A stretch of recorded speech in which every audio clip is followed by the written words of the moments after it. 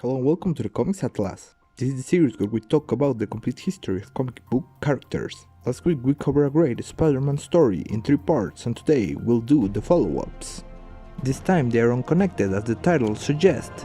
These are the last issue with Steven Ditko as part of the original creative team. Will his run end with a bang or with a whimper? Without further ado, hop on and let's begin. Issue 34 is the return of Kraven the Hunter. He drinks his strengthening herbs while he laments his last failure to catch Spider-Man and embarks to America once again. When ocean away, Brandt dreams of Peter being a superhero while the man himself studies, happy his aunt will be able to return home safely in the near future. The next day at college, Parker realizes everyone hates him after only thinking of his aunt last week and not giving anyone a hint. But he doesn't care, noting they can't be mad forever. When is the proof, never being fully committed to hating him like the others. In any case, it's time for Kraven to make his move. The hunt is on. He dresses as Webhead and chases Jameson around in order to arouse the public and bait the real hero into a fight. He's lucky and both hunter and prey do battle.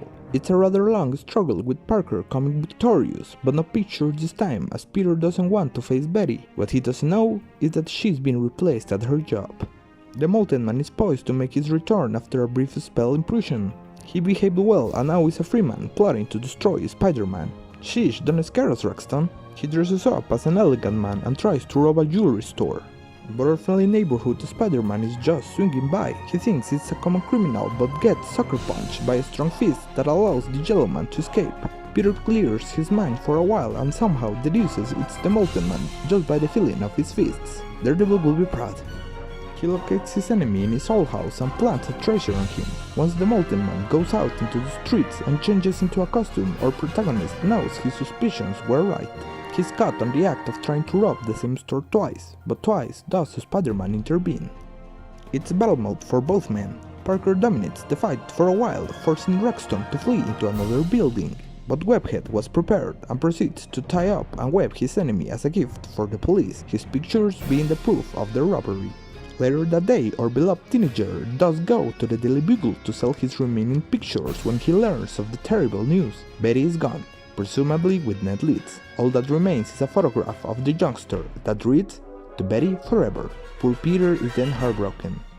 In issue 36 we will meet a new enemy, the Looter, along with a mysterious meteor. A man named Norton Fester is the one who finds the meteor. He thinks he can find the origin of life, but every respected institution refuses to lend him money. Tired, he takes matters into his own hands, but the meteor releases gas on his face. Waking up from the surprise, Norton discovers he has gained superpowers, like your standard super strength and reflexes, nothing cosmic.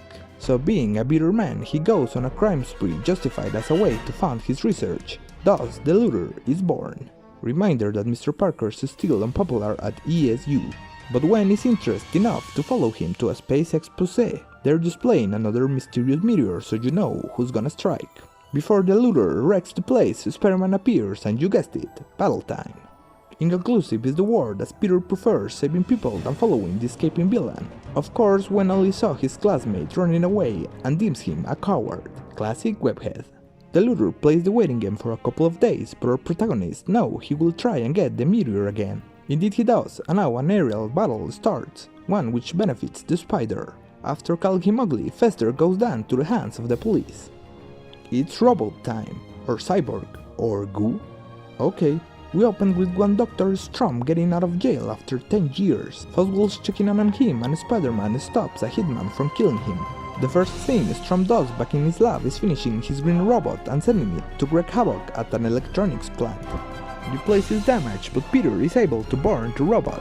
It's at that moment we meet one Mr. Norman Osbourne. He is the father of Harry, who he seems to hate, and a fellow club member of Jonah. Strom is after Norman because he stole his invention and basically sent him to jail. Spider-Man is able to learn there's a second robot and it stops it before it can kill Osborn, despite Norman hitting him. The machine leads the scene to the ex-criminal's lab, where action stalls for a moment, when suddenly a gunman tries to kill the doctor. His shot fails, but Strom suffers a heart attack nonetheless. In the end, our protagonist escapes, but Osborn fears he suspects of his actions. Last, just Joe. He's an idiot, yet good-hearted boxer who loses his marbles and runs wild. Parker stops him, but it all turns out good for Joe Smith. Yep, only notable for Peter rejecting some protesters and him getting mad at the leads, who by the way doesn't know where Betty is. Overall, it's a chunky experience as these are standalone issues. Apart from Kraven, there is no heavy hitter for Spider-Man this week. These are all different yet generic tales, only notable for introducing Norman, Betty going away and Gwen taking an interest in our protagonist. It's clear there was something going on with creative, because in real life it's almost half a year of nothing issues. To answer myself, yes, Ditko's run ends with a whimper. But there's nothing to take off from his time on The Amazing Spider-Man. He was the original artist, the man who drew Webhead and a lot of his enemies for the very first time. More than half a century later, his creations draw millions of people in. Just look at the Spider-Man No Way Home. The original incarnation of every single important character is credited to Lee and Ditko, even Doctor Strange. Stan will continue as the writer for a long time to come, so we shall be good, but still, cheers and respects to Steve Ditko.